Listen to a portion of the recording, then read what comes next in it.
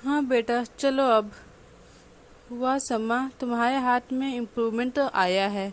कुछ दिनों में ठीक हो जाएगा इंशाल्लाह। कुछ दिनों में जैद घर पर मिठाई लेकर आता है। आंटी ये लीजिए मिठाई खाए। यूनिवर्सिटी में सेकंड ईयर में बहुत अच्छे मार्क्स आए हैं मेरे। वाह गुड। ये लो शमा, तुम भी खाओ।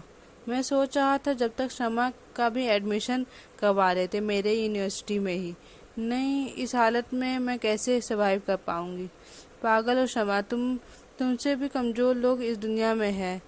क्यों अपने आप को इतना कमज़ोर समझती हो। हाँ तो मेरे वजह से ही मेरे भाई की जान गई है, तो क्या समझूं मैं। साहिल तो लाइब्रेरी में था।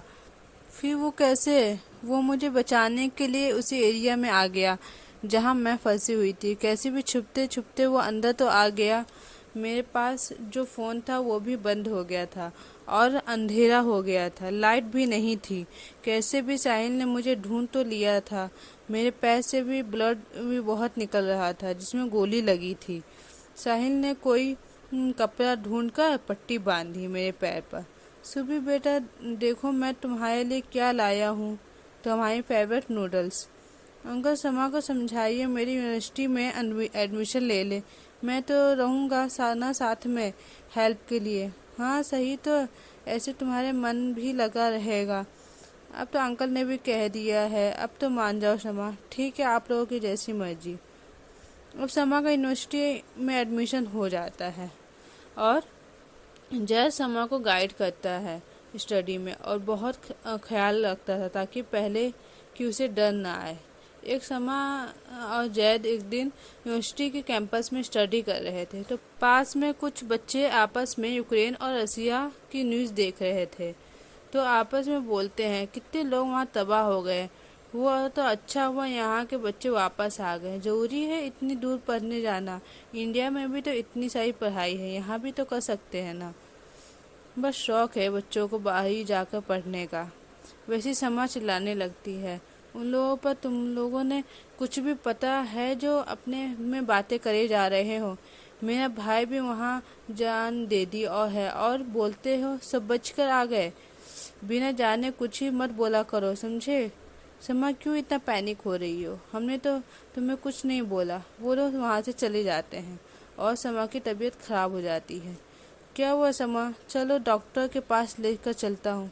तो डॉक्टर बोलते हैं इन्हें ऐसी बातों से दूर रखें जिससे ये ज़्यादा घबरा जाती हैं, नहीं तो इनके दिमाग पर असर पड़ेगा।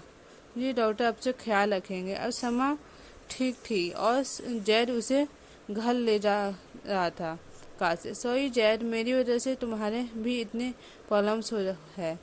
कोई नहीं, सबकी बातों को इतना दिल पर लोगी। अगर तुम्हें कुछ हो जाएगा तो अंकल आंटी को कौन संभालेगा। पता नहीं, मैं अपने आप को कंट्रोल नहीं कर पाती। मेरी वजह से मेरे भाई की जान चली गई। वो मुझे बचाने के चक्कर में खुद की जान ले गया। समा, पर तुम उस एरिया में क्यों थी उस टाइम? फील्ड टेस्ट चल रहा था, उसी एरिया में गई थी चेकअप करने के लिए। और क्या पता था ये सब हो जाएगा। हम पीछे वाले गेट से बाहर कैसे भी निकले तो एक गुंडे ने हमें देख लिए तो भागने लगे, पर मैं तो नहीं भाग पाई ज़्यादा। एक पैर में गोली भी लगी थी तो उन लोगों ने मुझे पकड़ लिया। तो साहिल मुझे बचाने के लिए वापस आया तो वो लोग साहिल के सर पर गोली मार देता है और साहिल नहीं बचता है। मैंने उसे सर पर मार दी और जैसे दौड़ी उन लोगों ने मेरे ऊपर गाड़ी चलाने की कोशिश की तो मैं गिर गई और पैर पर गाड़ी चला दी। फिर मैं बेहोश हो गई। ओ, शाहीन ने बहुत हिम्मत दिखाई। अब पहुंच गए। मॉम को मत बताना, नहीं तो वो बेवजह परेशान हो जाएंगी। ठीक है, नहीं बताऊंगा। कुछ दिन बाद समा बहुत अच्छे नंबर से पास होती है और रमज़ान भी आ जाता है तो समा मॉम डैड सबको रात में दावत देते हैं, पार्टी ऑर्गेनाइज करते हैं तो सब घर पर आते हैं। समा मैं तो कुछ आंटी समा के मॉम डैड को बोलते हैं कि भाई साहब आप समा को पढ़ा लिखा तो देंगे पर शादी कौन करेगा। किसी गरीब लड़के से शादी कर दीजिए जो आपके यहाँ ही रहेगा और समा को भी कोई परेशानी नहीं होगी। तो जैद उन लोगों की सारी बातें सुन लेता है और आकर कहता है, किसने कहा नहीं मिलेगा कोई, बहुत मिलेंगे, बहुत मैच्योर लड़की है वो। बेटा तुमको नहीं पता, बस बोलने के लिए होता है, ढूंढने जाओगे तो पता चलेगा 10 डिमांड होंगे उन लोगों के। तुम ही बोल रहे हो तो क्या तुम करोगे ऐसी लड़की से शादी? तो शमा के डैड आगे आकर बोलते हैं, हाँ क्यों नहीं करेगा, जैद बचपन का दोस्त है शमा का। कुछ देर बाद शमा के डैड जैद से बोलते हैं, माफ़ कर देना बेटा, तुम्हारे साथ कोई ज़बरदस्ती नहीं है, अगर तुम नहीं चाहते तो कोई बात नहीं। अंकल ये मैंने कब कहा, मैं तैयार हूँ, मैंने तो सोचा था इस बारे पर सही वक्त का इंतज़ार कर रहा था। समा पीछे से बोलती है, कैसा सही वक्त का, जब कोई मेरे मॉम डैड को और मुझे जली कर रहा था तब? नहीं नहीं ऐसा नहीं है समा। डैड हाँ बेटा, जैद ने तो कुछ नहीं कहा मुझे, वो तो उस टाइम भी नहीं बताया, चुप था बिल्कुल।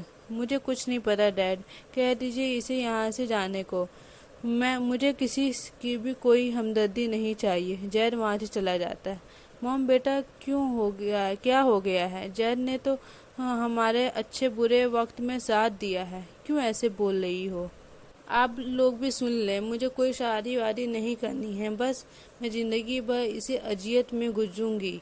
मुझे कोई परवाह नहीं इन लोगों का। और हमारे क्या होगा बेटा, हम तो ज़िंदगी भर इस दुनिया में तो नहीं रहेंगे तुम्हारे साथ, हमारे बाद क्या होगा तुम्हारा? क्यों आप लोग इतना पे टेंशन ले रही हैं? कुछ नहीं होगा, मुझे जो होना था मेरे साथ हो गया। वहाँ पर बम ब्लास्ट हुआ था और जो भी बचे थे वो सब चलेगा, और मैं उसके बगल में खाई में गिरी हुई थी, इसलिए मैं बच गई। फिर मुझे हॉस्पिटल ले गए सब। फिर उसके डैड बोलते हैं, ठीक है जैसी तुम्हारी मर्जी, कोई ज़बरदस्ती नहीं है, अगर नहीं चाहती तुम जैद से शादी करना तो कोई बात नहीं। बहुत दिन हो जाते हैं जैद घर पर नहीं आता है। तो शमा परेशान रहती है, जैद सच में खफा तो नहीं है? हो गया। फिर शमा फैसला करती है, मॉम जैद को बुला लीजिए, मैं शादी के लिए तैयार हूँ। मॉम क्या सच में? जी मॉम।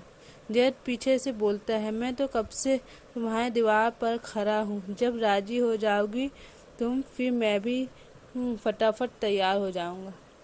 अरे बेटा तुम कब आए? कुछ दिनों से आंटी। हाँ। कुछ देर बाद शमा जैद बात कर रहे थे। आंटी मान गई मेरे लिए? हाँ भाई, क्यों नहीं, तुम्हें आंटी से शादी करनी थी नहीं ना? तो हाँ ये भी है। एक और प्रॉमिस, मुझे पता है तुम्हारे साथ जो भी हुआ है यूक्रेन में उसे भूल तो नहीं पाओगी, पर कोशिश तो कर सकती हो ना? हाँ हाँ कोशिश करूँगी। ईद के बाद हमारी शादी है, तैयार रहना। ओके।